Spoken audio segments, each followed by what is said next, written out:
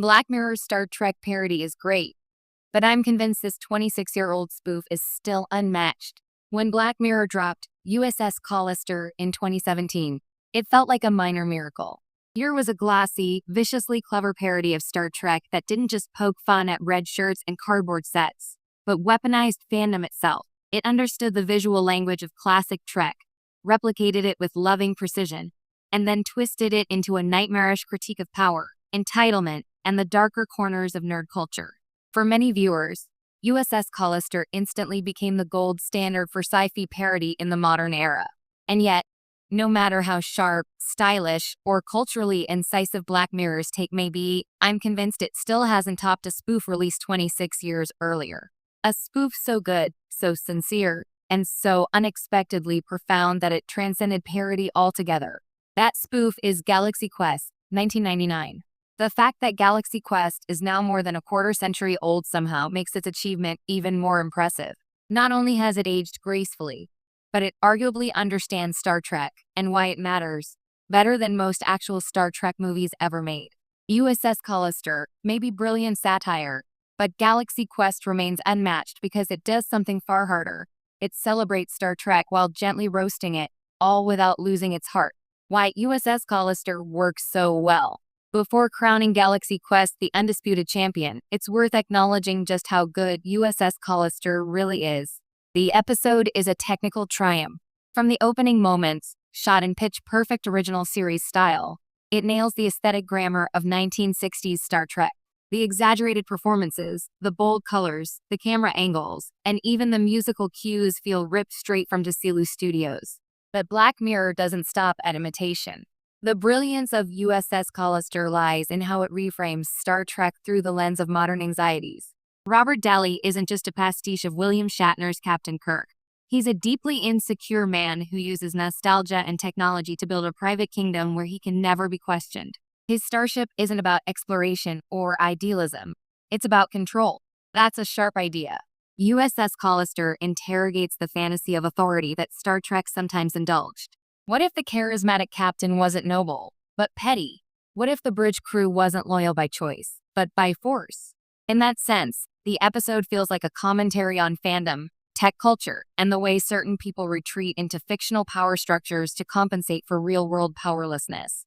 It's funny, yes, but it's also chilling. And that's exactly why it fits Black Mirror so well. The limits of cynicism. However, that same cynicism is also what ultimately limits USS Callister as a Star Trek parody. At its core, Black Mirror is suspicious of optimism. It treats idealism as a mask for cruelty, or at best as something fragile and easily corrupted.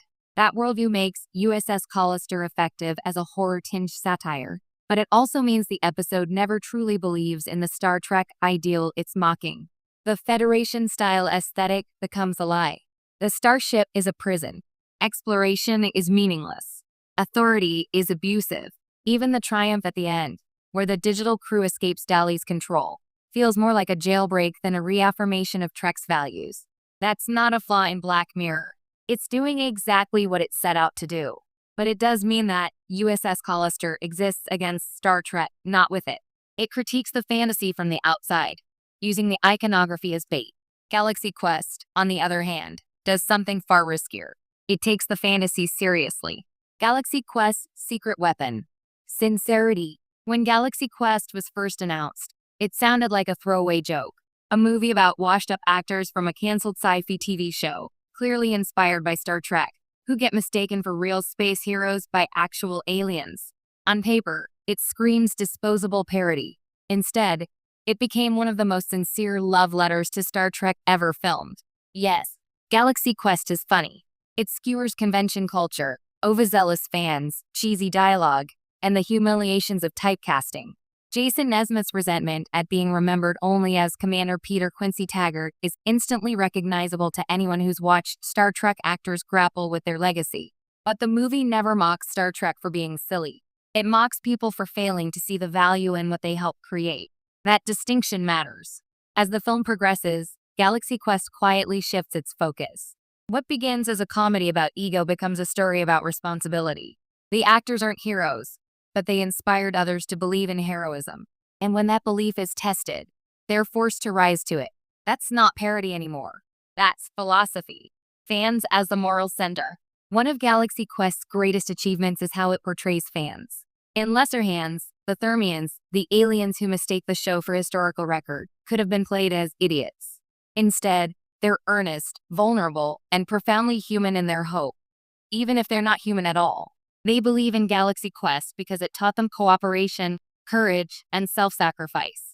In other words, it taught them the same values Star Trek has been teaching audiences since 1966.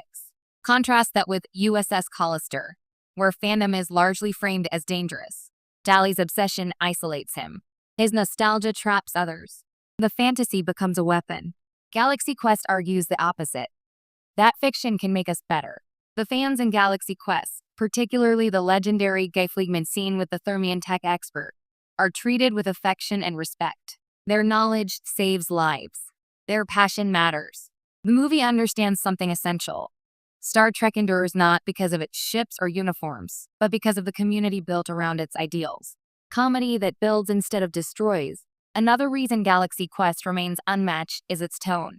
It manages to be hilarious without tearing down the thing it's parodying. That's incredibly difficult. Most spoofs rely on exaggeration until the source material collapses under ridicule. Galaxy Quest refuses to do that. Even its most famous jokes, the impossibly convoluted alien corridors, the rock monster named Laredo, the red shirt-style expendable character arc, are affectionate. They acknowledge the absurdity of Star Trek tropes while quietly affirming why audiences love them in the first place. USS Callister doesn't aim for that balance. Its humor is sharper, meaner, and more uncomfortable by design. It wants you to laugh and then feel bad about laughing. Galaxy Quest wants you to laugh and then feel proud of caring. Those are fundamentally different goals. Why time has favored Galaxy Quest? There's also the matter of longevity. USS Callister is deeply rooted in a specific moment. The rise of tech bro culture, concerns about digital consent, and anxieties about virtual spaces. It's excellent social commentary, but social commentary often ages faster than myth. Galaxy Quest operates on a more timeless wavelength. Ego, redemption, found family, the gap between who we pretend to be and who we actually are. These themes don't expire. In fact, Galaxy Quest has only grown more relevant as fandom culture has expanded. Its empathy toward fans feels almost prophetic in an era where conventions, cosplay, and shared universes dominate pop culture. It predicted a world where loving a fictional universe isn't embarrassing, it's foundational. Even Star Trek itself seems to agree. Cast members, writers, and fans alike have repeatedly cited Galaxy Quest as one of the best Star Trek movies never officially branded as one. That's not hyperbole. It's recognition. The unmatched achievement. So why is Galaxy Quest still unmatched? Even by something as clever as USS Callister? Because it understands that Star Trek isn't just a set of tropes to be dismantled or aesthetics to be repurposed. It's an aspirational myth. A story about who we could be if we were a little kinder, a little braver, and a little more curious about the universe and each other. USS Callister dissects that